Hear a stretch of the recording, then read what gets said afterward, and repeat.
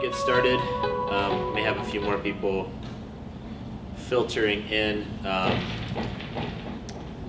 My name is Clay Wheeler. This is my colleague Lindsay Petropoulos. We are both actually middle school teachers in Plano ISD, which is north of Dallas, about 20-25 minutes. And we're really excited to present this panel. We were able to present last year as well. So I think a lot of times people see that middle school is presenting a panel, they're like, oh, this isn't applicable to what I do. In our opinion, the things we're going to talk about today are things that you should be able to use no matter what level your team is.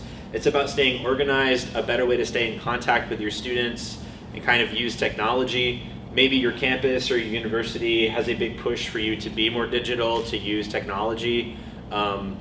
And I think sometimes people feel pressured to just learn random technology and insert it into their curriculum. But this is a way to do it in a way that actually is going to benefit you, hopefully, and your students. Do you want to talk about your background at all? Oh, okay.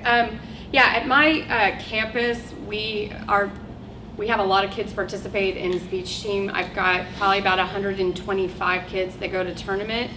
And that's with us having to limit. We're only allowed 10 entries per event, per school. So I have on average like 115 to 120 students on my speech team, and most of them I don't see during the day. So this has been really helpful for me to stay in contact with those students that I don't see every day, be able to tell them, you know, hey, permission forms are due, hey, we're gonna have an after school work session, because otherwise I'd have no way of getting out that information to that many people, so.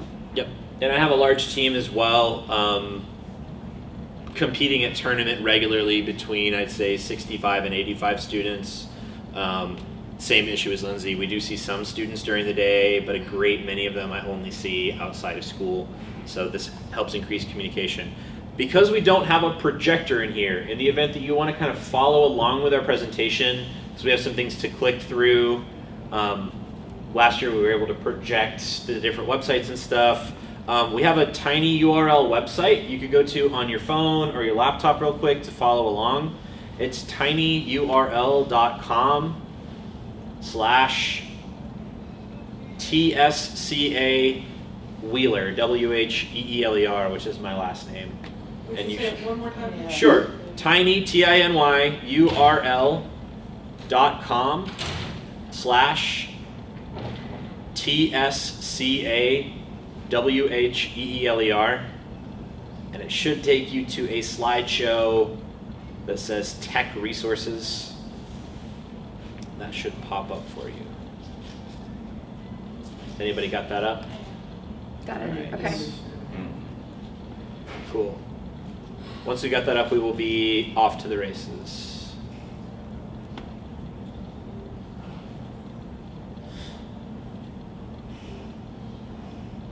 So to preface, while you're pulling that up, one thing our district offers that I would highly encourage if you can speak to or you have any sway with the technology people in your district, Google Education Suite is a wonderful thing. That's something that Plano ISD provides to the teachers and the students, and it allows a full access to the suite of Google products beyond what people generally are allowed to have. Does anybody else have access to that full Google suite? Awesome. Okay, then you'll be familiar with some of these products we're going to talk about. So Google Sites is the first slide under team management there. Lindsay and I both find that having a website for our team is really, really great. Essentially, it's replaced my handbook and my team calendar that I hand out, and I can make adjustments and updates to it in real time, and I do several times throughout the year. In fact, this year I was doing kind of a boot camp for new members, and a bunch of questions popped up, and I was like, that is not on the website. Let me update that, because I have like a frequently asked questions. If you click that blue link that says Google Sites, it actually takes you to my website. And mobile people, I'm sorry, it's not super mobile friendly, but it should display okay on a desktop or a laptop. But basically everything, this is all publicly viewable. My parents can find it, anybody can find it. And I sort of modeled mine after Lindsay's, I believe, and then kind of when new teachers come into the district, we show them my website, and I'm like, steal whatever you want, make it your own. But it's fairly comprehensive. I give a breakdown of how our events work, all of the rules, the time limits. For you guys, if you're TFA, you can put whatever guidelines, or if you want to just have a link to all of the event rules at the TFA website. It's just a place to keep everything together, and it saved me from having to make a million copies of a handbook, hand it out. Or answer a million questions, because I'll have, my little 6th graders, well, how long is storytelling? Go to the Google site, It's on the website. find out Yeah. for yourself. Right. Yeah, our refrain has become, it's on the Google. website. It's on yeah. So I'm not going to take the time to walk you through everything on the site, because you can take a look at it, but I do have a frequently asked questions section, and that's everything that I get asked, from what do I wear to what do I bring. Might be different for you, but obviously you could personalize that. I have a whole section on expectations. What does a work session with Mr. Wheeler look like? What should you bring? How should you be prepared? How should you behave at tournament? What are good practices to be focused and all that? Anything you might have in a handbook, you can put on here. And then they also, if you were to click to something like team files and links, Google Sites has an interface where you can take other PDFs, docs, that kind of stuff that you have, and you can just post them directly to your website so that your kids can access it. So my permission form, some links to other sites that I use, I keep all of that on the website. And then I do have like a landing page that has more information for first timers and meeting announcements. I also have my calendar on here. So I use Google Calendar, which some of you might, and there's a way to embed the calendar and make it publicly viewable. So every time I make changes to my calendar, it's reflected on the website, which is a really beautiful thing. I don't have to go in and fix the calendar in like 3 places, or pull up my old Word document and do that. So if something does have to change, I can make changes in real time, and parents are able to see that. So that's the magic of Google Sites. If you can't use Google Sites for some reason, another free or cheap website builder, I would strongly recommend having a website for your team. It looks professional, but also it's pretty functional. Do you have anything else about sites? I was just going to say, with sites, it's pretty user friendly. So when you set it up initially, it might take you an hour, and then you'll be able to figure it out. So it's pretty user friendly to actually go ahead and set up the site. It took me, I think I did it in an afternoon at one of our PD days. It didn't take long at all. Yeah, that's a great point. You don't have to know how to do web building or coding or anything in order to get that built. It's pretty intuitive and user friendly. So the next thing that we use with Google, and I promise it's not all Google stuff, but this is good stuff, is Google Classroom. If you're familiar with this, maybe you use it already. If you're not familiar, it's kind of a message board style app. You can communicate with kids, you can assign work to them, facilitate a group discussion, you can ask questions and get individual responses, group responses. It's pretty customizable. If you've ever used Blackboard before, it's very similar to that. It's kind of, I think, a kind of a streamlined version of Blackboard. Was a thing I think started when I was in high school. I did some like credit by exam or online type courses, and it's evolved a lot since then. And this year, at least for our district, they've even opened it up to where anybody that has the code, parents, anybody can join the classroom. It used to be a little more restricted, so pros and cons to that, but if you get the code out to your kids, then they can join that. I'm going to pull up a little demo for you. Lindsay, will you talk about how you use that with your students? I like to use Google Classroom. I mean, I'll still use the site and direct them to the site, if they need to read their event rules or what the tournament time schedule is. But if I have a student come to me and say, I really want to do Reader's Theater, but I don't have a group, I'll say, go ahead and post a message on the Google Classroom and see if you can get somebody to join you, or if you need a duet acting partner, because a lot of the times my students come to me and expect me to find a partner or a group member for them, and I tell them, I can't do that. I don't know who you work well with. So why don't you post something on Google Classroom, and then they can chat. What's really great about Google Classroom is one kid will post a question, and by the time I see it, that question has been answered by 6 other students. So I really it's really them taking responsibility for, learning the events, learning the rules, and I don't have to get involved too much. I even have former students who have gone on and are freshmen at the junior high, and they're still members of the classroom.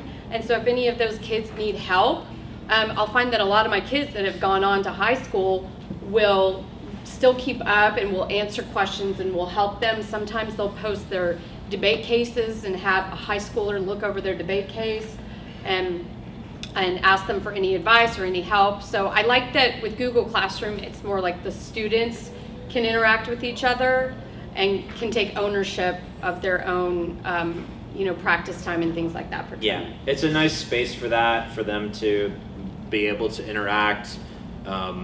I use this for all my classes, and certain classes can handle that function, certain classes cannot handle that function. It kind of depends on your kids and your level. But for the speech team, it is really nice. They're asking each other questions, they're posting stuff, and it's integrated with other Google stuff. So you can drop a slide presentation in there, you can drop a doc, a sheet, a link to anything, and they're able to get to it. I use it for reminders and announcements. We're going to talk about Remind in a second, but I kind of double hit. So if I post it in Remind, I'll post it in here. The nice thing about this is this gives me more than, Remind limits the number of characters you can type out. It's a text message, and with this I can give a little more detail.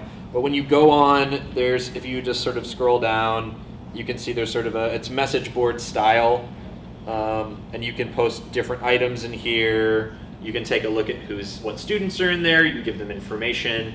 So it's kind of a beautiful thing. I believe if you were to sign up for the first time, Google's really good about giving you a tutorial as to how to use their products, but we get notified if a student posts a question. We get an email notification. Yeah. But like I said, by the time I go to the Google Classroom page to answer it, 6 other students have already helped another student out. So that's a pretty good one to use. Any questions about anything we've talked about so far? Yes, you mentioned there's, and one of my questions was about parents participating. I can imagine the pros, but what might be some of the cons? It's going to vary by team. I mean, sometimes you have if you have a helicopter parent and they're trying to get too involved, their kid's not taking ownership maybe of the things that you need them to do.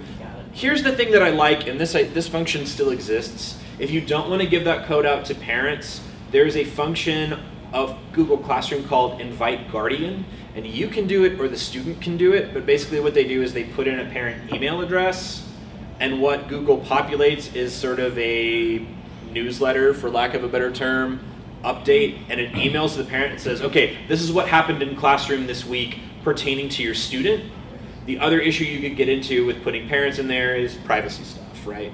In terms of what your district says, communication with students, you don't necessarily want your parents communicating with other students. That's not a good thing always.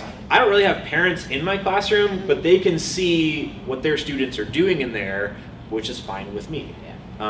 They can see communications that I have with the students and that their students, what their students are doing within the classroom. Does that make sense? I kind of see how the parents might take over the site and make it for their own plans and, who's driving to this tournament, you want to share a room, that sort of thing. So I can see how that could conceivably become a problem. Sure. And I'm pretty sure anytime you have an issue like that on Google Classroom, you can remove. You can. Remove people. Yeah. You can remove people, you can mute conversations, you can delete content. I wouldn't put it out there as this is a tool for parents and students to use. I would say this is a way that students can talk to one another. And again, I think anything to do with parents that you're worried about, have a conversation up front. Yes. Hey, it's just a thing with the district, you're really not supposed to have, I know you know this kid because they grew up with your kid, but you're not supposed to have official communication with them through district technology. It's a safety thing. A lot of times that gets parents on your side. But we don't really have that issue because we're not giving it out to parents. A lot of parents just they want to know what's going on. What's happening in there. And so Google populates, like I said, that little kind of email newsletter. Here's what your kid's been doing. And when I use it for my classes, I'll assign things through Classroom as well. And it'll say hey, Johnny's got an assignment due on Monday. or Johnny hasn't turned in his assignment yet, or Johnny just turned in his assignment. So that can be helpful for the parents to know, helps with accountability, that kind of stuff too. We're all about accountability because we're teaching accountability in middle school. So next thing we have on here is Google Forms. You're probably familiar with these, but they're a beautiful thing. These are free. You don't need a Google Ed account to use a form. It's just a program that is very easy to use. You can put together a questionnaire or whatever. I use them when my kids join my team officially. They fill out a Google form to actually officially join the team. My sign-in sheet at meetings is digital. I have a tiny URL website for them that they've all memorized. They get in, they get out their phone, they log in, and that's how they get credit for attending my meetings, which is pretty great. You can use it to take, like I said, attendance, a survey, quizzes. My team captains this year had to fill out a survey through Google Forms for me to review. I, maybe more than any other product, use that. Yeah. That and probably Docs and Forms. It's really... I use it to register for tournaments, and then that I do the way, same thing, if they're I'm like, sorry. Yeah. well, I didn't, I signed up, why didn't I get in? Well, everything is time stamped when you turn the results into that spreadsheet, and I can tell them, well, see, you registered at this time, but you know what, there were 5 people in front of you at this time, so I know when somebody registered for an event, because like I said, we're only allowed to have 10 entries per event per school, so I know right away who signed up first. So I use that for tournament registration, because before that, asking 125 kids who wants to do what event at tournament, that was a nightmare. Yeah. But with this, I don't even have to. We don't even have to be together to do it. And I pop that link up on Twitter, on my Twitter account for the speech team, on Instagram. I send it out through Remind. And so the kids know exactly when registration for a tournament is open. Yep. And I actually do the same thing. And then they're able to see, we'll talk about that more in a second, but they're able to actually see if they've registered, because I'm taking that information, putting it into a sheet that they have a view-only privileges on, so they can see like, okay, I registered and Mr. Wheeler saw it and I'm entered for DI or whatever. So it's a beautiful thing, cuts down on all that paper. Forms, and I don't think we said this explicitly, what it does is it links to a Google Sheet and it dumps all of that data into like a spreadsheet for you. It's time-stamped and whatever other kind of questions you ask, it's all categorized. So that work is done for you, which is really nice. So you do have a spreadsheet that you can work off of and manipulate. You're not having to go through every response individually. So I would highly recommend using that. And you don't need, like I said, a Google education account in order to use that program. Drive in general, that's another thing you don't need a Google Ed account for. This is a great place to store things. It's drive.google.com. Everything that I used to have on my teacher account. Everything is on Yeah. Drive. Everything's on Drive. Literally just clicked and dragged everything onto Drive, and it's really a lot easier to collaborate, share. We could spend another 45 minutes talking about Drive. We won't. Is anyone not familiar with Drive, not use it already? Okay. That's great. A good way to use Drive, if you have extemp students, maybe you use something like, oh my gosh, what's the name of the Like Prepped. Evernote or If you don't have Prepped, this is like a free, Prepped is a wonderful thing. If you don't have a Prepped subscription, and what we do at the middle school level is I just have a Google Drive folder for my extemp tub. All my extempers are invited to it, and then it's a Google folder, and it's our team tub. And only my students have access to it. It's invite only. And then when we're doing our cuts, I have subfolders for sort of foreign and domestic, and then subfolders from there. And I teach them how all of that works, and they all have access to it, and they're tubbing into that. And then what we do the morning of the tournament, the night before, is you can download it or you can take the folder offline so that we're off the Wi-Fi, and then it's all already on their device. So every kid has it. We're not having to, I don't have the Prepped login, I forgot my flash drive. It's on their device. And then also you can, if you assign a certain amount of cuts a week, it's very easy just to type in that kid's name and see how many cuts that they've done and when they submitted it. And so it's really easy then to, turn around and get them a grade. If you assign 10 cuts a week or 20 cuts a week, you can very quickly, check and make sure that they've done that, hold them accountable for that. Right. And I usually put like a student kind of in charge of it, and I say, you're in charge of helping me out, making sure that, the required amount of cuts are going in, and you're responsible for organizing it, and you're responsible, for making sure that somebody doesn't, mess the files up and put something where it doesn't belong. And so I just usually pick my most responsible, eager student and kind of let them have for me. Yep. And we do, and really anything that I have, piece folders of anything that's been digitized, play scripts, that kind of stuff, and my students have access to that. And it's like, oh, Mr. Wheeler, I'm looking for a DI. Cool, go into this folder and take a look. If there's something that you like, or this gives you an idea of what you could choose. And then for public forum debate, also, we have like a mega folder. People are putting their cases in there, evidence, cards, all that kind of stuff. And we keep that within our team, obviously, but that way I have them peer editing cases and working with one another. And it's an easy way to do that because through Google you can collaborate on documents in real time. Moving away from Google, Sign Up Genius is a great site. Is there anyone who's not familiar with Sign Up Genius? Cool. It's basically an online scheduler. You can use it to schedule work sessions, organize events or activities, auditions. In our district, Lindsay and I also are the theater directors at our campuses. So I use it for everything. That's how kids audition for the play, when they want to sign up for a work session with me. So you go on, it's free, you can create a free account. And other functions you can message anyone who's signed up if information changes or you need to provide more information about a particular sign up. We do before every tournament kind of a big, because we don't do as many tournaments as high school, kind of a big work night where we bring high schoolers over to work with our kids and we stay till 7, 8 o'clock at night from 3:30 to 7, and we're there. And I have my kids RSVP for that, so I know that they're attending. So I have a thing through Sign Up Genius, and they go on, they sign up, they tell me they're going to be there. And then, like I said, if they want to work with me in the mornings for work sessions to make it more equitable, they go on. This has replaced the piece of paper outside my door saying, who wants to work with me on Wednesday or whatever. It's all online.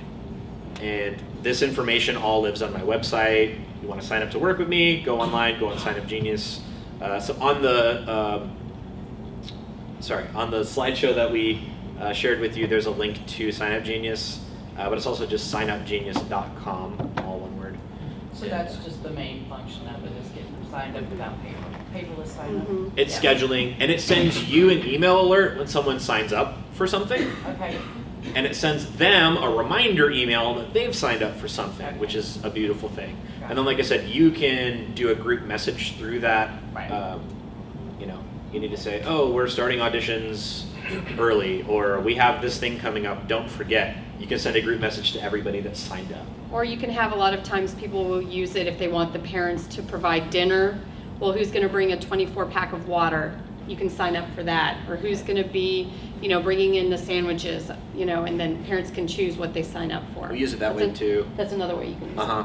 And it gives you templates. It's sort of like, what are you wanting to do? Are you collecting food items? Are you having a party? Are you having, tryouts? And it lets you kind of build. It's really easy to use as well. For people that just walked in, because we don't have a projector, we're just sharing. Did you guys share the Probably can't see it from up here. code with them? It's tinyurl.com. tinyurl.com/TSCA Wheeler, WHEELER, and then I'll get you onto the presentation. I'm going to talk about Remind a little bit. Oh, yeah, okay. Let me go back. Remind is pretty amazing. How many of you have used Remind? Yeah, it's pretty amazing. So it's just a way for you to get to text your students, to communicate with them. If you have parents who are like, I honestly do not need one more text message coming through on my phone, there is an option to do email. What I like about Remind sometimes is a parent might have an individual question, and then they can message, they send you a message through Remind, so you can answer individual questions that any parents might have. That's not a reply all, so not the whole team is having to see that. I'll send out reminds that'll say, hey, don't forget, permission forms are due tomorrow. Or because it's middle school, I'm having to send out that remind about 5 to 10 times that permission forms were due yesterday, permission forms were due 2 days ago. And just reminding them, hey, tournaments tomorrow, we're having an after-school work session. I really try and limit the amount of text that I send, though, because I know, parents are like, I really don't need any more text messages coming through on my phone. But it's a great way just to be able to get a lot of information out to parents very quickly. You're not having to give out your private cell phone number. My kids use it if they need to get a hold of me at tournament. If they're having any kind of issue, or if they need to see me for something, if I'm holding somebody's medication, I have the Remind app on my phone so that if they need to get a hold of me, they know that's the way to get in touch with me at a tournament. So the interface on your end is it is an app you download, it's free, and you're managing groups in there, and it's very user-friendly. But when you send a message, it comes through, I think it tells you it's from the Remind service, but on the end user's phone, it comes through as a text message to them. Does that make sense? And they have an option to reply, but it doesn't come back to you as a text, it comes back through the Remind app. That's a nice thing to keep as, these sort of digital policies and stuff continue to become more stringent within your district or at your campus. It keeps everybody above board. You could give your principal the login to your Remind. Everything's archived and viewable, all that kind of stuff. And we actually, a function that sometimes we have to keep in mind is because of technology, there's an acronym for it. If you're under the age of 13, you're not supposed to use certain apps and stuff. So when the students log in, if they're under the age of 13, they have to check that box, and we can't actually directly communicate with them. So what I tell my kids is if you're under the age of 13, which probably doesn't affect most of you guys, have a parent join too, and have the parent ask me the private question or whatever that I can then respond to, because it actually disables your ability to, which is for your protection as well. So anyway, it's pretty great, and like I said, reminders, things are running behind at tournament, or semis are posted, or whatever. Award ceremony is starting in 30 minutes. You better be here to pick up your kid. Right. Yes, it's a beautiful thing. Yeah. Cool. Tiny URL. Lindsay. Oh. Okay. Basically, it's a website to shorten web addresses. I love it because we use a lot of Google stuff, and Google likes to give you a nice, long, impossible to remember URL for your forms and your everything. So if it's something you're going to use a lot, it's worth going through to tinyURL, and basically you copy paste the long web address into a box, and then it lets you choose what you want the end. It'll be tinyurl.com/ whatever you want, and if it's available, then you can pick it. The only cautioner I would have is remember that then becomes the web address for that forever. You can't use that again and reassign it for a different purpose. I think we all understand how the internet works, but I'm just making sure. If you pick something like, oh, this will be good, and then you want to use it again later, you can't. So, and just keep in mind, the more of those you have, the more you want to. I actually have a doc on my computer with all my tinyURL links so that I don't forget what they are, and I have them all in there so that I know to send them out. But that's what I use. It helps kids to get to websites more quickly, more accurately, because I get to control what the name of it is, like the one that I gave you to get to this presentation. I'm sorry, it's early still. I have one for my speech team website, and my kids are really funny because at a meeting I'll be like, if you don't know the website, it's, and then in chorus everyone goes tinyurl.com/SMS speech. They all know all of the different, we have one for our stay late night, we have one to sign up for work sessions, for auditions, for everything. And it's a real time saver, and then it kind of eliminates I couldn't figure out the web address. Is this a 1 or an I? Is this a 0 or an O? You've got it all kind of under control. So that is a free service to use as well. S'more. I'll talk about S'more. Perfect. So S'more is S'more's pretty fantastic because you can create a newsletter. They have lots of templates. It's user-friendly. At my school, I'm responsible for doing the daily announcements, so I use a S'more that then you email the link out to the parents, or they post it on the school's Facebook page. And if you click on, is that one yours, the first one? They're both yours. I think. Oh, okay. Yeah, if you click on that first one, MR5QW, maybe should have done a tiny URL for that. This is my first newsletter that I show at my very first speech team meeting. I don't put all the information on there. I try to direct them to the Google site as much as possible, but within this newsletter, I'll have links to the Google site. And if you take a look at it, it's just, I don't know, it's like more fun to look through. It's like more pleasing to the eye than just like a Google Doc or something. You can put pictures in. So what I'll do after we have a speech tournament, I'll update the S'more and I'll add pictures from that day. I'll post I'll put the placings up, how we did at tournament.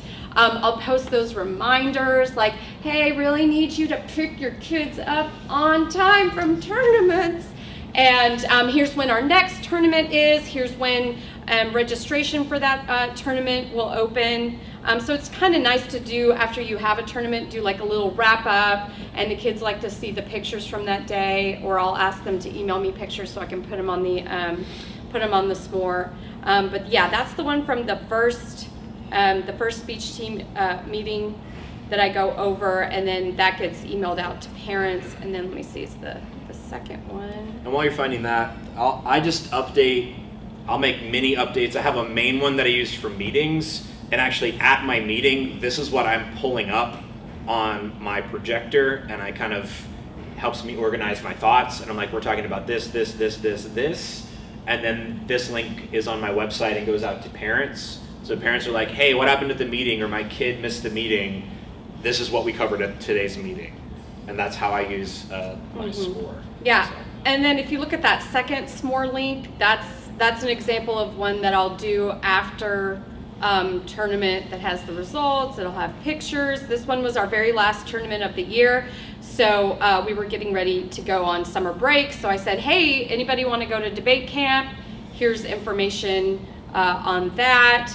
I still include tournament event rules because it's still at the very last tournament of the year. I'll have kids who are like, I went over my time and I got disqualified. And I'm like, did you read your rules? Here they are again, just in case. So it's nice to have like a little tournament wrap up. Yeah. And that's what I do besides the one that I do at the beginning of the year.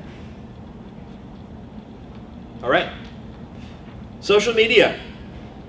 Now, mileage is going to vary here based on what your district or university or whatever policies are, but just some kind of basic things. I think we all know this. We all sit through trainings on this now. Anything you do is public. Please don't communicate with your kids via your private social media accounts. I mean, do so at your own risk, but just don't do that. Blurs the line between private and professional anyway. And these accounts are free and they're so easy to make, you may as well make a public one. Figure out what your students use and whether or not you can use that to engage with them in a meaningful way. For example, all of our kids use Snapchat. Snapchat's wonderful. I haven't found a way to engage with my students in a meaningful way through Snapchat, and I don't know that I ever will, because a lot of it is, there's the private stuff and the stuff that disappears, and I have a personal Snapchat account, but I don't really think that it's an effective tool for communication. So I think sometimes people are like, I want to be relevant, I want to be cool, or I want to reach these kids. Just make sure it's something that is going to increase your communication and your engagement with your students. Make sure you know what your district policies are. Make sure you have photo releases. In our district, the kids all basically have to sign a photo release, every single student at the beginning of the year, so that we very quickly get a list of kids we can't publish, and then each campus keeps that. Very rarely do I have a kid involved in speech and debate that is on the do not publish list, but it happens. So we just have to be careful about that. Make sure you know who those students might be on your campus. You're probably on Facebook. Your kids probably aren't on Facebook. Probably not. My kids definitely are not. And that's like an old person thing to them. So I would, if you feel like it's good to create a Facebook page or group for your school, your debate or speech program, go for it. I personally would recommend against it, unless you know your students are on that platform. We use Instagram the most, and then Twitter. Our district's huge on Twitter. They are. They if you don't have a Twitter account, they come and find you and ask you why you don't have a Twitter account yet. Yeah, I think our district thinks that it's everything. 2012 or 2013 when Twitter's still very important, but when everybody was like, Twitter's the new thing. Last year, our district was like, have you guys heard of this thing called Twitter? And we're like, it's amazing. All the kids use it. I was like, do they? And parents can follow you and they can see what you're doing in the classroom. It's fantastic. Did you post today? Have you posted today? You better post today. And I think it's because all of these people that make their money like giving educational talks, and they go around and everyone's like, use Twitter for engagement. Twitter's great. We do use it. My students are on Instagram all the time, so we have a public Instagram page. If you click through to those links, you can see our Instagram feed and our Twitter page. How can you use it? Different ways. Reminders, like Lindsay said, she'll put links out. I'll put links out through there. Pictures of the kids. It's kind of fun engagement for them. Kids that maybe won awards, or just kind of like, I like to do like slice of life things. My kids are practicing. They're prepping for a tournament. I'll take some candid shots of them. I had team leaders working with young students the other day. I took some candid shots and was like, shout out to my team leaders. They really liked that. And they'll comment, say goofy, things to each other on there.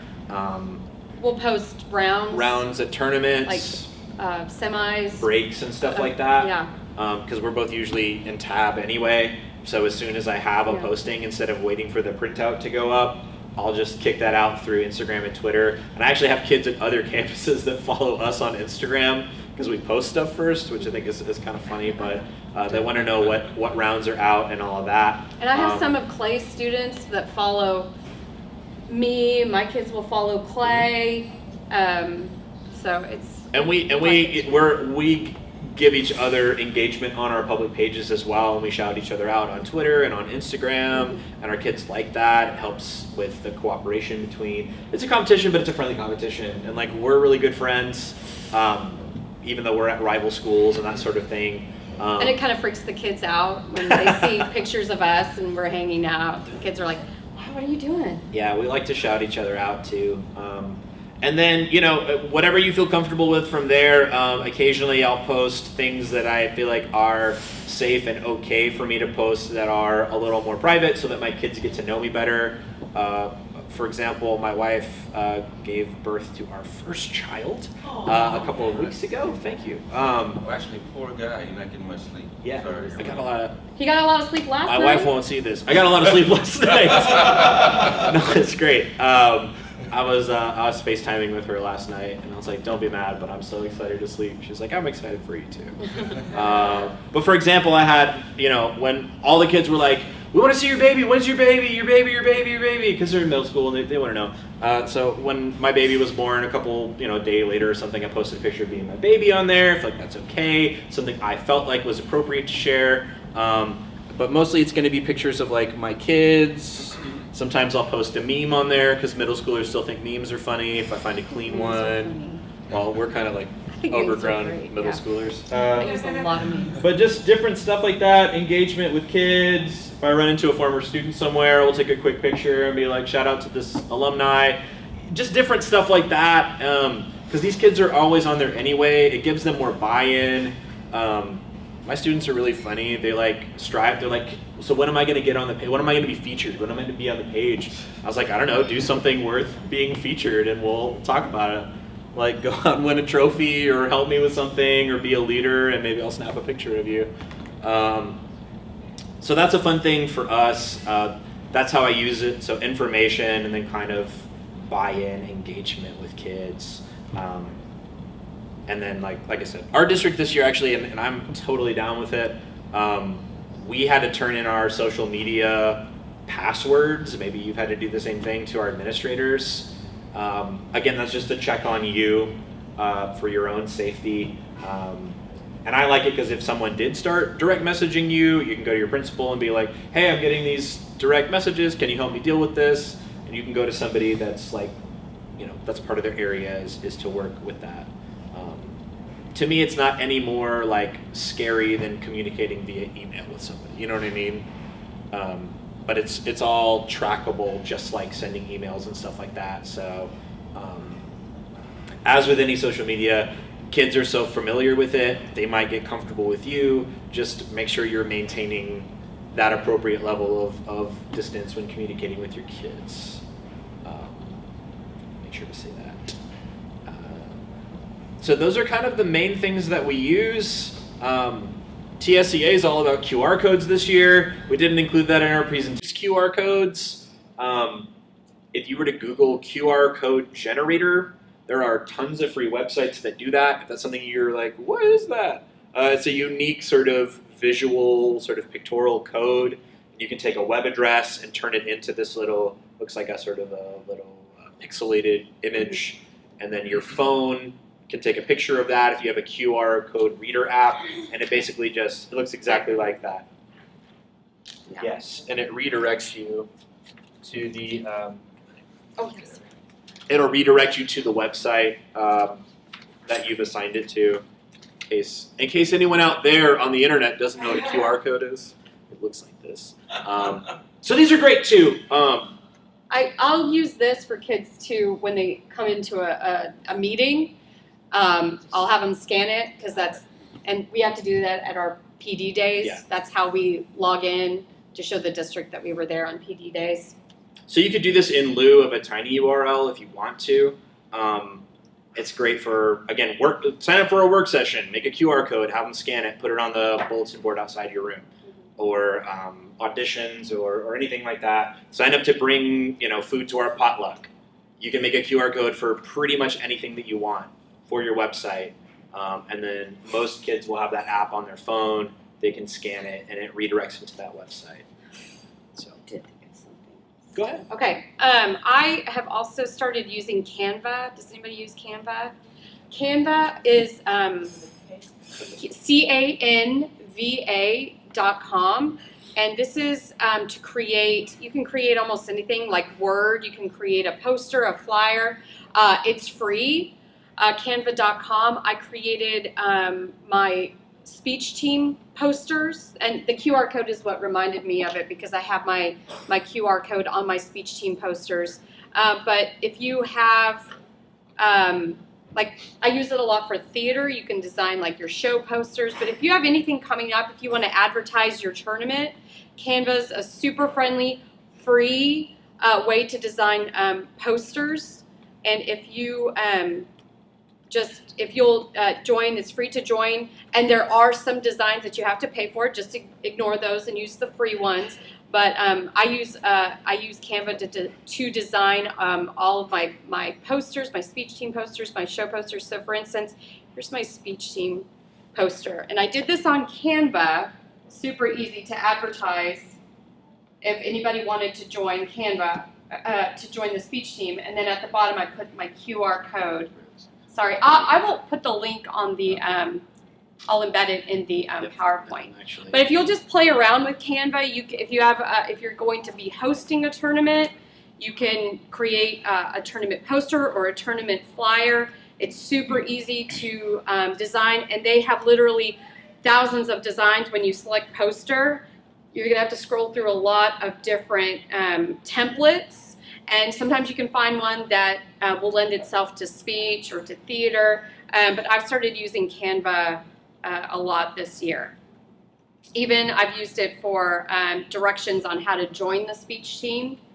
I selected postcards, and then that way they print 4 to a sheet, and I just cut them out. So if a kid's like, how do I join the speech team? I just hand them one of those. Okay, so I'll put the link in the PowerPoint for Canva. I came up with a little slide. You can just add Okay. or link to it. Thank you. It's in That's there. another one that I use. Okay, so before we close out, we got a few more minutes. We always like to learn new things as well. Obviously, we don't know absolutely everything about how to utilize technology well. Is there anything that you guys use with your team that we didn't mention that you feel like is worth giving a shout out to, or that we could include in our presentation?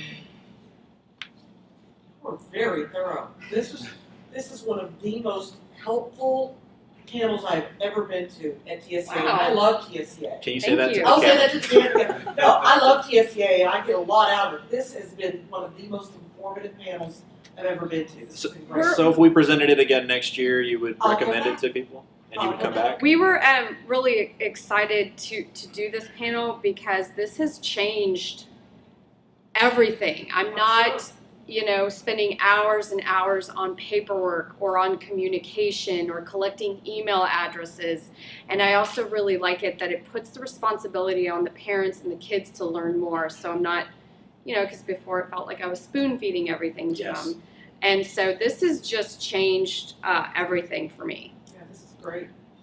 And it's, like I said, a lot of times our districts are pushing us to be more, tech friendly in the classroom and this and that, almost in a way that I feel like isn't attached to meaning. And so this is a way to give that purpose and meaning, like I said at the beginning, to sort of put technology to work for you. To me, this was like the jump from a few years ago.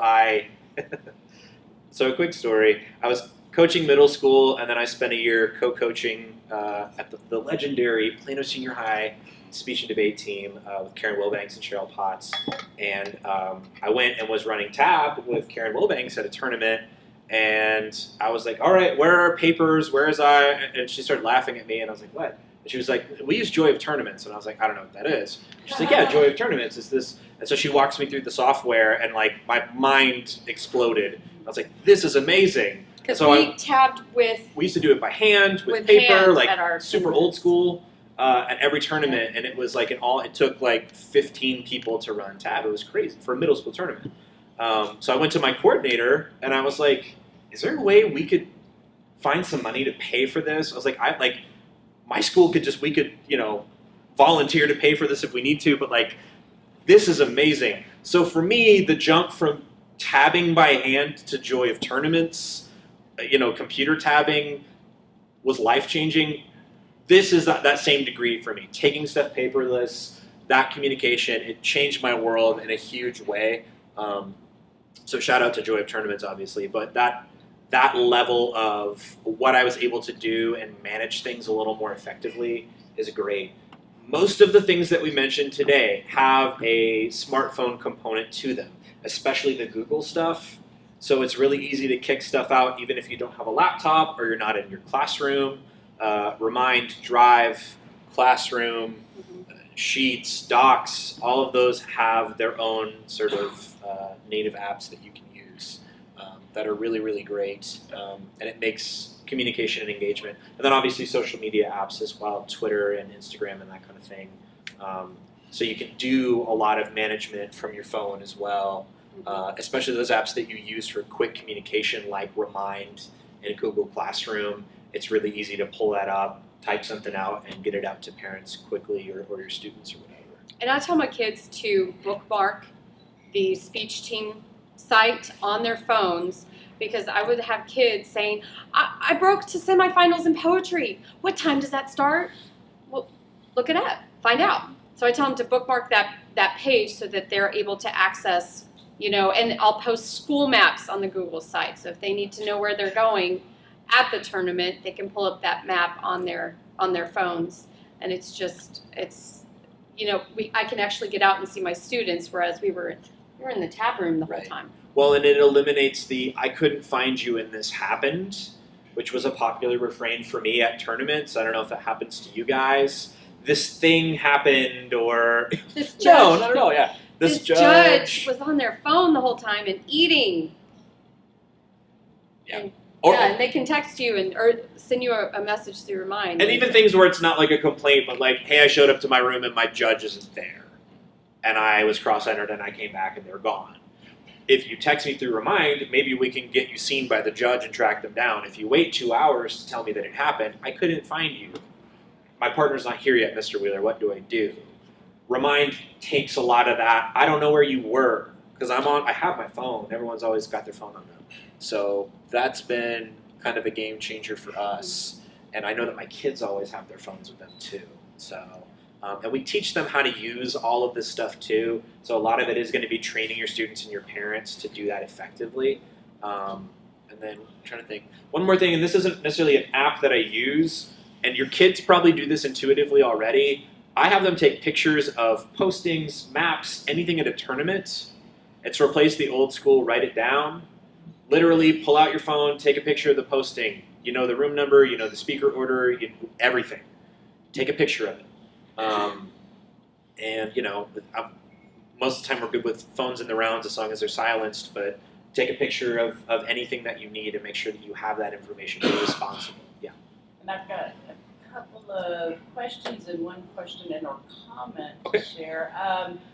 What do you see, or do you see, aside from Snapchat, anything on the horizon that is going to replace Instagram?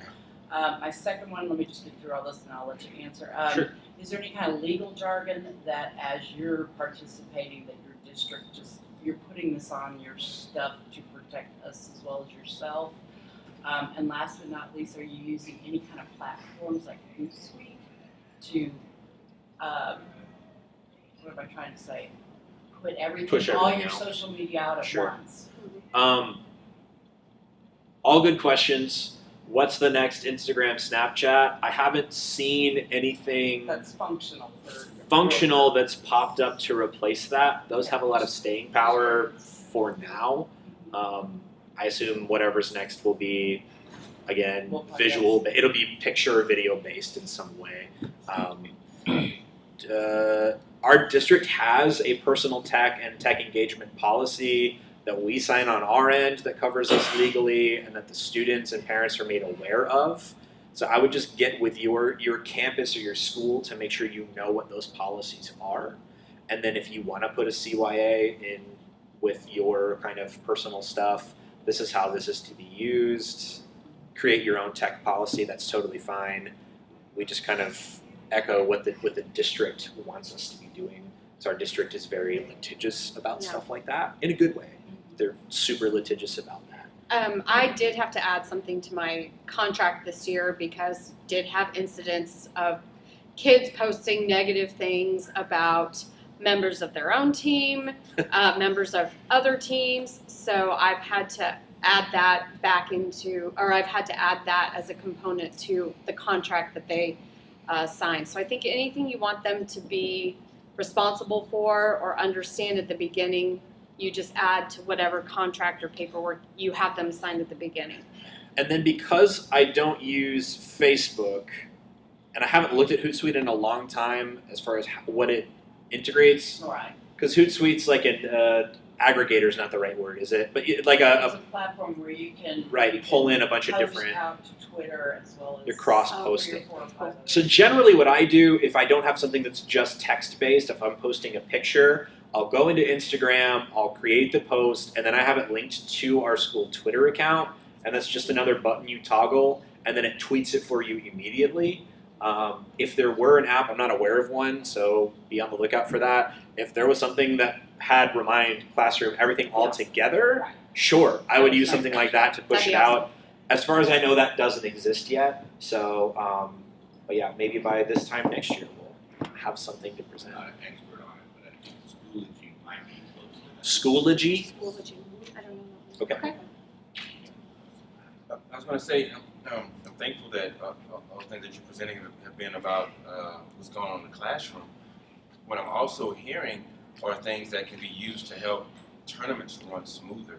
I mean, like I told you earlier about the Remind, but I'm thinking of other things like the Google Forms, to use that for ads and drops, or some other things. I just just had a bunch of stuff like Your brain's lights probably just go off, and I exploding, was like, how can I use this? Yeah. yeah, Yeah. So I'm really excited about Good, that, good. and hoping that we can find better ways to make tournaments run even more efficiently, Mm-hmm. to have even less traffic in the tab room, so people can address issues electronically versus, sometimes some people like to get in shouting matches and stuff versus, well, I sent you something on this particular platform. The tab see it, did they resolve it, and tab can respond quickly back to resolve that issue. And that's a great thought that we could totally get sort of the old paper slip add drop. You could have a Google form when the coaches check in. Do you have adds or drops? Because that would go directly into a spreadsheet that Tab could keep up with. That would be a really smart way to use a Google form.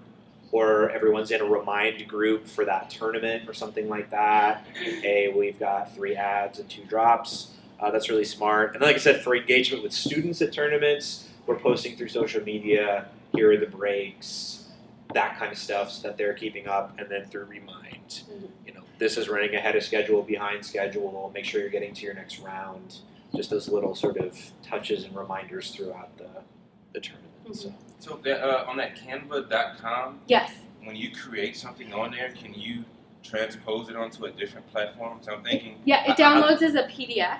Okay. Yeah, so if you look at the Canva page that Clay just added, I put a link to the poster that I created for my speech team, and that was, I can't find it.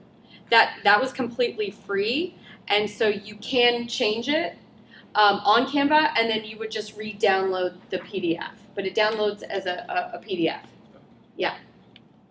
I'd like to take that and put that on Joy, because Joy is kind of limited Yeah. in the look of it. Yeah. You can put it in there. Any more questions or comments for us? Your feedback is really, really valuable.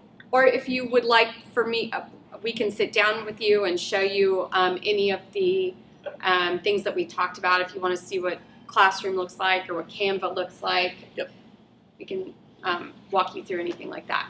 And so finally, again, I'm Clay and this is Lindsay. On the last slide is our email, our email addresses. Feel free to reach out to us. We're very responsive via email. But like if you want to find us later today or tomorrow and talk to us, we really like empowering other teachers through technology. I'm glad this was useful. I think we'd like to present again next year if we can, and just get good promotion. Word of mouth is really important though, so tell your people, your coworkers that this was a helpful panel to you. Maybe communicate that to your interest groups, and then maybe we can get good visibility for this next year. But I appreciate you guys being here. Yeah, and email any questions.